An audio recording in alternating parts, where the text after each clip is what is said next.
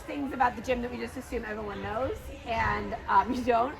Over here and in the preschool area and on that back little drawer set, we have Band-Aids. I know a lot of times when a kid needs a Band-Aid, people send them to the front, but you don't need to do that. You could just send them to one of the drawers or run over or send a team kid.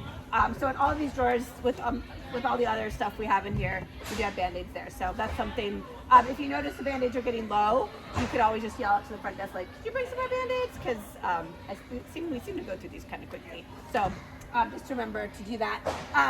This is something a lot of people yesterday didn't really know about, and that is our handy dandy clock and how to use it. We usually use it for the upper level girls for like a count up clock, and older rec kids could probably use this too. So if it's not on, it's pretty obvious. There's an on button, and it turns on, and then if you can remember it, or we could write it down. We used to have it on the back. If you press, there's a button that says INT, and then you press the number 9, and then OK. It starts a count up clock. So, and it's kind of helpful if you had a purple class with older girls and you said, okay, you have 1 minute to get as many cartwheels as you can, and then they can just look at themselves rather than you having to pull your phone out, find the timer app, This is just a little more convenient. And then the kids themselves can kind of be in charge of having to know what the timing is. So if you want to do that, I think it's good to use it more often. The most infuriating things at Gymcats sometimes are the speakers and the iPods.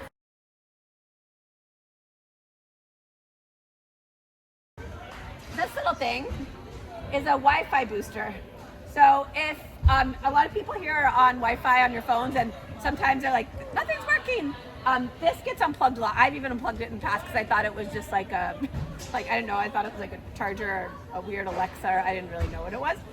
So I've unplugged it and then not realizing they took the boost away from the whole gym. So if you're online and you need, you want to have something, or you have music that you need to be playing, or your iClass Pro isn't working and you're through Wi-Fi, you can always check and see if this is lit up or not. Then that's just something to remember.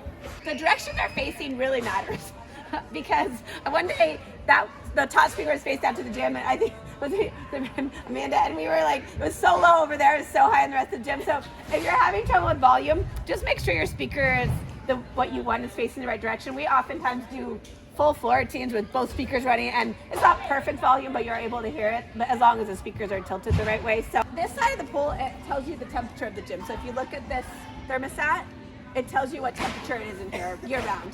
And this is also how the heat is controlled here. So in the summer, actually in general, we like to keep it within 2 degrees of 70 degrees in here.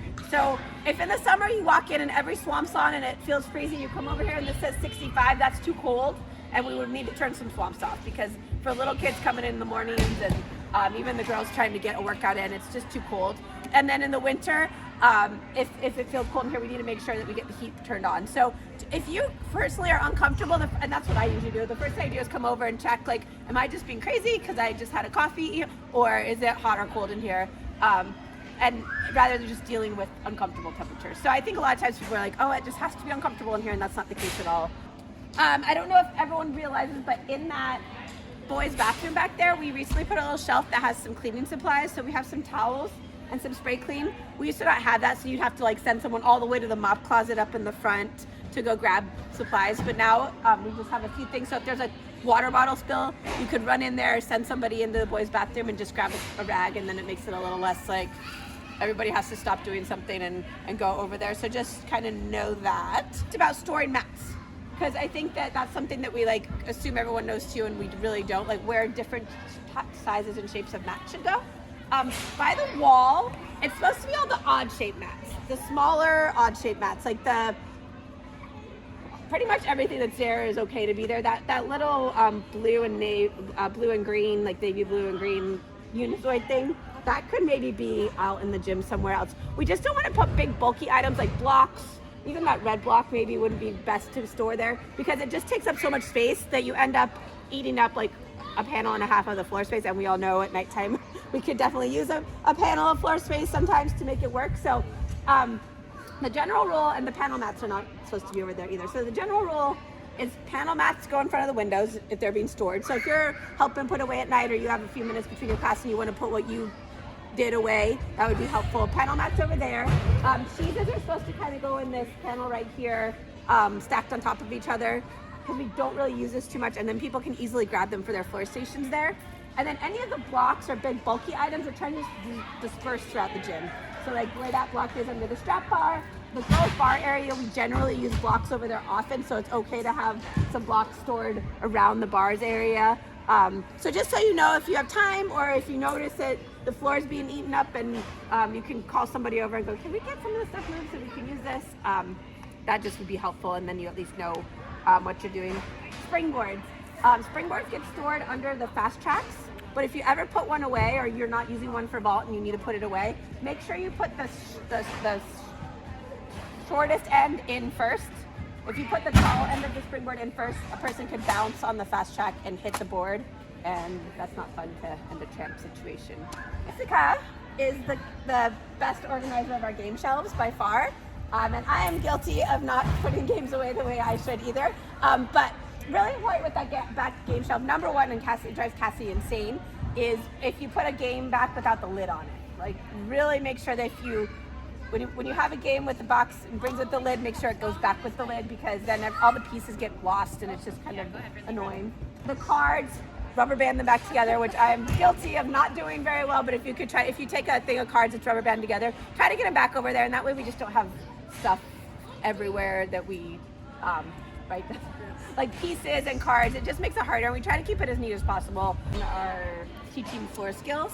If I'm working handstands and I have 4 different ways to work on handstands, it kind of makes the day go by faster with keeping the class still entertaining, where I'm not work handstands for 15 minutes, but if we're working 4 varieties of handstands and cartwheels and 4 rolls, and in 15 minutes the kids don't get bored, you feel like you're getting something done and they're actually progressing towards something. So first thing I'll talk about is just handstands and cartwheels. And so the first thing is doing it from the knee or to your knee. So I think this is great because not only does it teach just a little variety, but it also teaches, when we get to higher level tumbling, we really want everybody to be passing through a mountain climber shape, which is this shape where you're down to the floor. They used to have all the compulsory kids do this straight leg entry into everything, and that's proven to be a really bad idea. Because it really is not conducive to upper level vaulting and tumbling. All the really good vaulters, it's all bent knees down into your hands. So the from your knee stuff is awesome because it makes it, a few reasons. It makes you feel down to the floor, which is what we want you to get there eventually. But the other thing is, even on beam, if the kid's learning a side handstand or a handstand for the first time, and going from your knee is less scary because the beam's closer to you. You're not having to come up here and then I have to touch the beam down there. It's just a little bit less intimidating on beam especially. We also like doing things to your knee, so handstand cartwheel to your knee, because that keeps if you're going to your knee, you have to be square with your hip, which is good for in the future, not being sideways when you step out of things. And it's also a good way, I think, to teach kids how to go one foot, the other foot, like 1, 2, instead of, so if you're having a kid that maybe is supposed to do cartwheels, but they do a round off every time, you could try to say, oh, can you try a cartwheel where you go one and then the other to your knee? It's just a little, I think that one's a little good variation for things. So that's one of the varieties, to your knee, from your knee with your handstands or cartwheels. In handstands, I think it's really awesome to try to start with your good leg, end with your good leg, so like a normal handstand where you kick up and come back down on the same leg.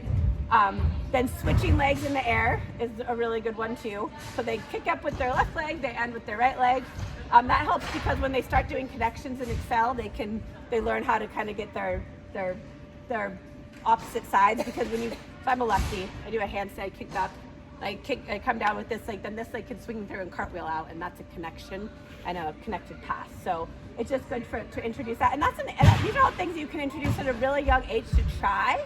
So then when they get better at things, they're already up there. And then the last one is just do like handstand snap downs, where they do a handstand, they go to both feet. It's good for vaulting, it's good for punching, it's good for body shaping, good for blocking through their shoulders. And again, it's just a variety, a different way to do a handstand. We do cartwheels with switching feet in the air too, which is just a variety, and that's another thing that kind of gets you. If you do a cartwheel switch your feet, then you can go right to a back walkover. That's another Excel connection that they can use. So just varieties of trying not to keep it, say, here, do your cartwheel again, do your cartwheel again, do your cartwheel again. Let's see. Oh, really tricky ones, which I've been seeing quite a few people do one-arm cartwheels, which is awesome. But the extra challenge is doing your opposite arm. So you're on your, so I'm a lefty. A left arm, one arm cartwheel is not too tricky. But when you try to do a right arm lefty cartwheel still, so we call them far arm because that's the farthest away arm from your back leg. If you do far arm cartwheels, that's such a good progression, and it's a challenge. It's not, some of our upper level girls have trouble doing far arm cartwheels and round offs. So it's just a little challenge you can give maybe your kids that have mastered their one arm cartwheel and everything. They can try that one. So that's a really good little. Other one is backwards rolls to different positions. So backwards rolls can get kind of boring, but if they can do it you can do it to knees, you can do it to push up, you can do it to your feet, you can do it to a step out, and same with forward rolls. You can do forward roll, step out, and then try to connect to a handstand. So if, I think it'd be really cool to do forward roll, step out to a cartwheel. Oh, can you then connect that to another handstand and try to add on skills that have different exits and entries than they're used to, because it just kind of makes them have to remember things and give a little bit of variety. So that's another thing that you can work on is the backward rolls to all those positions, and those are able to be competed that way in Excel. You can do backward roll to your knee in Excel. So if you're having a kid that's having trouble getting their feet, let's say, okay, well, let's try a pretty finish on your knee, and that's completely acceptable. So that's that idea with backward rolls. A thing we don't do a lot of, we used to have them in our routines in level 3 or 4, was limbers, front and back limbers. So a limber is forward limber is handstand, bridge, stand up forward, and then backwards is basically just reverse that. So you're from a bridge from 2 feet, you go back to a bridge, both feet go over. And we don't do them a lot, and that's more of an upper level skill. Obviously, that's not going to be a green skill, but maybe as they get to the bluish level and they're working their bridges, it's such a good progression towards their front handsprings on floor if they can do a front limber, where they have to keep their hips open, their head back, their arms back. You can't really make a front limber that way. So, and then doing like bridges down the pole, stand up to work towards a front limber.